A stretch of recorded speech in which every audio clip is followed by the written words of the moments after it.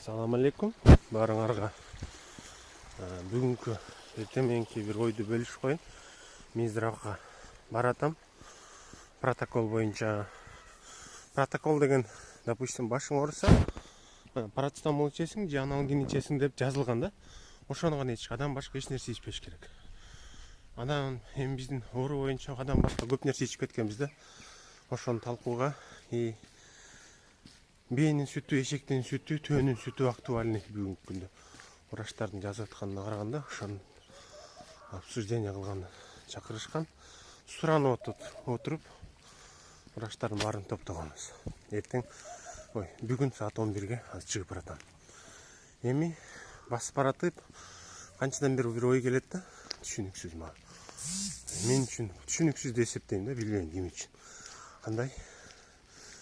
Эми Индиядан келген врачтарды биз үчүн келиптир, кыргыз эли үчүн, биздин элге күйөт экен, кыргыз эли деп булар уктай албайптыр десе, наивно, да?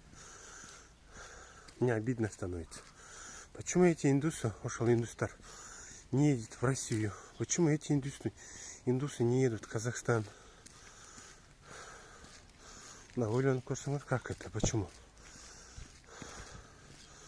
Алар келип кабыл алып, менеджер деле врач болуп аткан, жөнөкөй эле кишиси эле анализин көрүп, срочный операция деп аткан.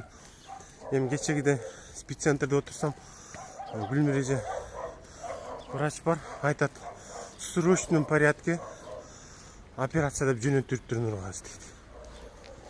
Эми таких пациентов очень много, которые в срочном порядке едут и операцию делают. На основании УЗИ.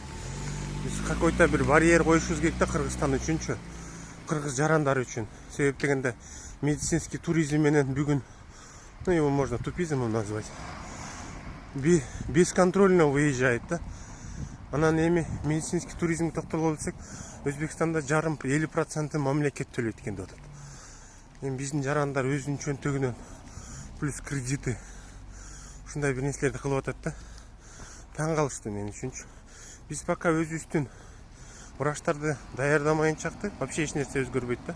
Биз качан өзүбүздүн врачтарды даярдайбыз, анан кийин биздин тилди түшүнгөндө, биздин жашообузда, биздин кыйналып атканыбызды түшүнгөндө гана врачтар бизге күйөт да. Индустар переводчик менен өмүрү күйбөйт булар. Индустар эч күйгөндө эмес, күйбөйт дагы да. Жакынкы күндө. Ошондуктан мындай различать этип алыш керек да. Келгендердин баары эле срочный порядке операция деп атат. Алып барып операция кылынып атат. Эми 40 миң, 50 миң доллар. Кээ бир эмелерибиз операция кылынып келгенден кийин дагы обследованияга, дагы башкаларга Индияга учуп барып атабыз. 500 доллар жолго эле кетет. Виза, сиза, жатаканадан тышкары. Аябаган эбегейсиз чоң акча кетип атат да. Эми өзүбүздүн врачтарды даярдабаш керек болот. Өзүбүздүн врачтарды качан даярдаганда көп жетишкендиктерге жетебиз да. Биздин врачтар после операцияда көрө албай атат.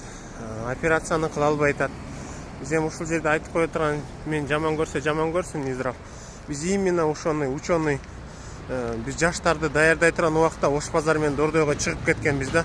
Тентип Россиялап, Казакстандап турмуштун шартына байланыштуу. Эми бүгүн ошонун запкысын жеп атабыз. Жакшы специалисттерибиз Кыргызстандан чыгып кетти. Подряд. Ошонун эмесин биз бүгүн алып атабыз. 30 жыл биз менен иш алган эмес. Мына эми результат. Эми бул көрүнүш дагы эле улана берет. Канча жылдан бери, 2 жылдан бери эле Минздрав индустар менен, Индиядагылар менен какой-то переговор кылып атабыз деп эле атат. То орустар менен переговор кылып кетет, то индустар менен. Они сами не могут определиться, кайсы багытта барабыз депчи. Анан операцияны бүгүн жанагы менин классташтарым аппарат алып беребиз дегенде бул өзү мындай до конца мындай көп нерсени түшүнбөстүк да. Бул жерде бир эле аппаратта эмес. Бул жерде очень аябай бир чоң бир эме, комплексный эме подход керек да. Анын үчүн мамлекет. Мамлекетте бүгүн ТИКа бар. Фучкада больница салып койгон турктар. Акыркы эме менен, жабдыктар менен. Ошон эмне үчүн ачып бере албай атат. Айтсын да ошолор. Бүт жабдыктар бар, эчтекеси жок эмес. Бүт бар. себеби эмнеде бара албай атканын. Жөнөкөй жараган катары сүйлөшсө мамлекеттен ушул убакка чейин биз лабораторный исследованияга 1% скидка алган эмеспиз. Мамлекет если бизди ойлосо скидка бермек да, бирок берген эмес. Анын бир себеби эч ким кызыктар болгон эмес да. Муну моюнга алыш керек. Биз сүйлөшсө болот экен го. Гепатиттер, общество гепатитов пациентов сүйлөшүлө, Кудайга шүгүр, скидкаларды алып атпайлы. Кээ бирлерде 20-дан, кээ бирлерде 30%.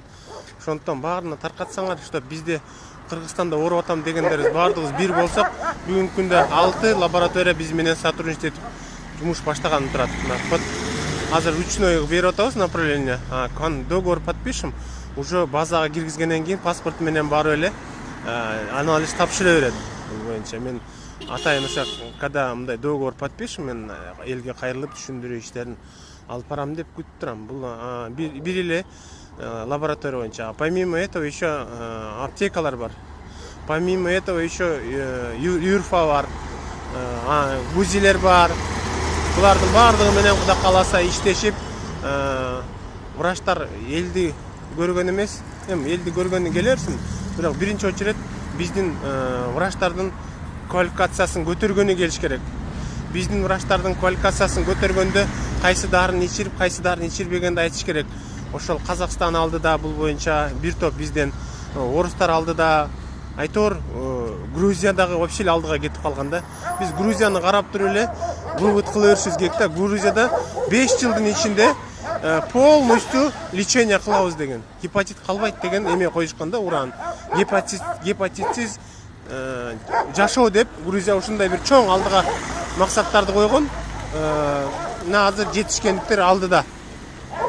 Грузия бул боюнча уюмдар менен иштеп атат, башка бир чоң мамлекеттер менен иштеп атат. Биздин Кыргызстан эмне Грузиядан эмне айырмасы бар? Англисче билбей атабызбы? Анда министрди англисче билген министрди коелу анда. Эмне керек бар анда англисче сүйлөшө албаган министрди? Грузиялар может англисче сүйлөп Америкага чыгып аткан чыгар. Ушун министрден сураш керек. Эмне себеп, эмне айырмабыз бар биздин Грузия менен Кыргызстандын? Ал жакта деле нефти чыкпайт. Туризмди аябай жакшы өнүктүрдү. Эмне айырмабыз бар? Если действительно тилде болсо, лингвистикада, анда аны алмаштырыш керек, анда билбейм. Анда биз эме бир полиглот тап келип коюшубуз керек, тил билгенди, 5-6 тил, Америка, Европа, жанагы Португалияча сүйлөгөн тилдерди. Эң бир жакшы алдыга жылган болобуз да. Бүгүн медицинага ушундай бир мизерный акча бөлүнүп аткан убагында мен буну түшүнүп турам. Анткени 2 жылдан бери булар менен урушуп берип түшүнүп бүттүм. Бир нерсе десең акча жок дейт. Баарын түшүнүп турам, бирок акча болуш үчүн элге чыгып, эл менен контакт кылып, эл менен иштеш керек да, элге түшүндүрүү иштерин алып барыш керек.